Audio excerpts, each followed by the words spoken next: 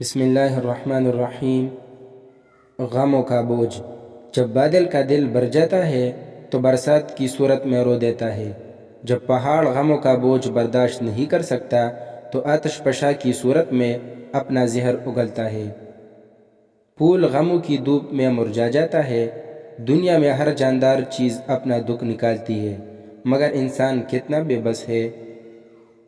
او پہاڑ نہیں کہ پٹ جائے، پھول نہیں کہ مرجھا جائے، انسان کے دکھ اس کے وجود کو کھا جاتی ہے جس طرح دیمک لکڑی کو چاٹ جاتی ہے۔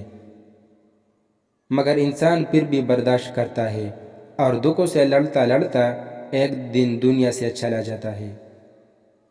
انسان کو اپنی خوشی اپنے اندر ڈھونڈنی ہوتی ہے، بجائے دوسروں کے پیچھے بھاگتے رہنے اور دوسروں کی رائے پر انحصار کرنے کے۔